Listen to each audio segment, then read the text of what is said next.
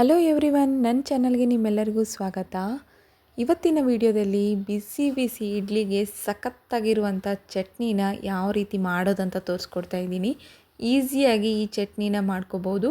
ಸಿಂಪಲ್ಲಾಗಿ ಕೇವಲ 2 ನಿಮಿಷದಲ್ಲಿ ಈ ರೆಸಿಪಿ ರೆಡಿ ಆಗುತ್ತೆ. ಫಸ್ಟು ನಾನಿಲ್ಲಿ ಹಸಿ ಕೊಬ್ಬರಿನ ತೊಗೊಂಡಿದ್ದೀನಿ. ಹಸಿ ಕೊಬ್ಬರಿನ ಒಂದು ಅರ್ಧ ಬಟ್ಲೆ ಏನಿದೆ ಅಲ್ವಾ, ಒಂದು ಕೊಬ್ಬರಿಯಲ್ಲಿ ಅರ್ಧ ಇರುತ್ತಲ್ವ, ಸೊ ಅರ್ಧ ಬಟ್ಲಾಗುವಷ್ಟು ಕೊಬ್ಬರಿನ ತೊಗೊಂಡಿದ್ದೀನಿ. ಹಾಗೆ ಇದಕ್ಕೆ 4 ಹಸಿ ಮೆಣಸಿನ್ಕಾಯಿನ ಹಾಕ್ತಾಯಿದ್ದೀನಿ.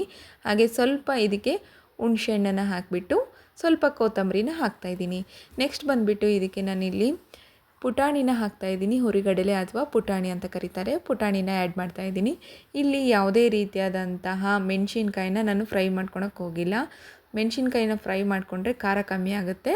ಬಟ್ ಈ ರೀತಿ ಒಂದು ಸತಿ ಟ್ರೈ ಮಾಡಿ ನೋಡಿ, ಟೇಸ್ಟ್ ಮಾತ್ರ ಸೂಪರಾಗಿರುತ್ತೆ.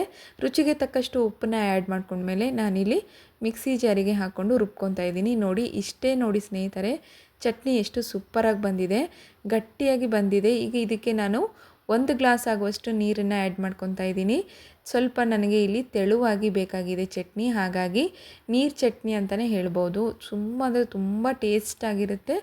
ಇದಕ್ಕೆ ನಿಮಗೆ ಸ್ವಲ್ಪ ನೀರನ್ನ ಜಾಸ್ತಿ ಹಾಕಿದಾಗ ಉಪ್ಪು ಕಮ್ಮಿ ಅನ್ನಿಸ್ತಾ ಇದ್ದರೆ ಮೇಲ್ಗಡೆಯಿಂದ ಸ್ವಲ್ಪ ಉಪ್ಪನ್ನ ಹಾಕಿ 1-2 ಸತಿ ನೀವು ಚಟ್ನಿನ ಕರೆಕ್ಟಾಗಿ ಸೌಟಿನ ಸಹಾಯದಿಂದ ತಿರ್ಸ್ಕೊಂಡು ಬಿಡಿ. ಚಟ್ನಿ ಏನಿದೆ ಉಪ್ಪು ಕರೆಕ್ಟಾಗಿ ಹದವಾಗಿ ಬರುತ್ತೆ. ನೆಕ್ಸ್ಟ್ ಬಂದುಬಿಟ್ಟು ನೋಡಿ, ಈಗ ಅದಕ್ಕೆ ನಾವಿಲ್ಲಿ ಒಗ್ಗರಣೆ ಏನಿದೆ ಅದು ರೆಡಿ ಮಾಡ್ಕೊಳ್ಳೋಣಂತೆ. 1 ಟೇಬಲ್ ಸ್ಪೂನ್ ಆಗುವಷ್ಟು ಎಣ್ಣೆನ ಹಾಕ್ತಾಯಿದ್ದೀನಿ. ಇದಕ್ಕೆ ಜೀರಿಗೆ ಮತ್ತು ಸಾಸಿವೆನ ಒಗ್ಗರಣೆಗೆ ಹಾಕ್ತಾಯಿದ್ದೀನಿ.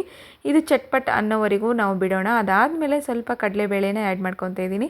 ನೀವು ಇಲ್ಲಿ ಕಡಲೆಬೇಳೆ ಪ್ಲೇಸಿಗೆ ನೀವು ಉದ್ದಿನಬೇಳೆ ಕೂಡ ಹಾಕ್ಕೋಬೋದು. ಕಡಲೆಬೇಳೆ ಹಾಕೋದ್ರಿಂದ ಟೇಸ್ಟ್ ಚೆನ್ನಾಗಿರುತ್ತೆ. ಹಾಗೆ ನಾವು ಒಂದೊಂದು ಬೈಟ್ನಲ್ಲಿ ಕೂಡ ಕ್ರಿಸ್ಪಿಯಾಗಿ ಕಡಲೆಬೇಳೆ ಉದ್ದಿನಬೇಳೆ ಸಿಗುತ್ತೆ. ಹಾಗಾಗಿ ನಾನಿಲ್ಲಿ ಕಡಲೆಬೇಳೆ ಮತ್ತು ಉದ್ದಿನಬೇಳೆ ಏನಿದೆ ಎರಡನ್ನೂ ಕೂಡ ಒಗ್ಗರಣೆಗೆ ಹಾಕ್ಕೊತಾ ಇದ್ದೀನಿ. ಅದಾದಮೇಲೆ ನೋಡಿ, ಇಲ್ಲಿ 2 ಬ್ಯಾಡಗಿ ಮೆಣಸಿನ್ಕಾಯಿನ ತೊಗೊಂಡಿದ್ದೀನಿ.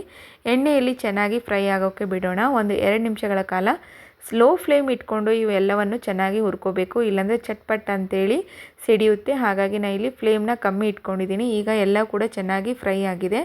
ಈಗ ಫ್ರೈ ಆದಮೇಲೆ ಫ್ಲೇಮ್ ಏನಿದೆ ಅದನ್ನು ಸ್ವಲ್ಪ ಜೋರು ಮಾಡ್ಕೊಂಡ್ಬಿಟ್ಟು ಮತ್ತೆ ಬಂದ್ ಮಾಡ್ಕೊಂಡ್ಬಿಡೋಣ. ಈಗ ಫ್ಲೇಮ್ನ ಬಂದ್ ಮಾಡಿದ ಮೇಲೆ ಕರಿಬೇವು ಏನಿದೆ ಕರಿಬೇವನ್ನ ಹಾಕ್ತಾಯಿದ್ದೀನಿ. ಕರಿಬೇವು ಹಾಕಿದ ಮೇಲೆ ಚಟ್ಪಟ್ ಅಂದಮೇಲೆ ನಾವು ಏನು ಚಟ್ನಿ ರೆಡಿ ಮಾಡಿ ಇಟ್ಕೊಂಡಿದ್ವಲ್ವ ಸ್ನೇಹಿತರೆ, ಅದರಲ್ಲಿ ಈ ಒಗ್ಗರಣೆನ ಹಾಕಿಬಿಟ್ರೆ ಮುಗೀತು, ನಮ್ಮ ಚಟ್ನಿ ರೆಡಿ ಆಯಿತು.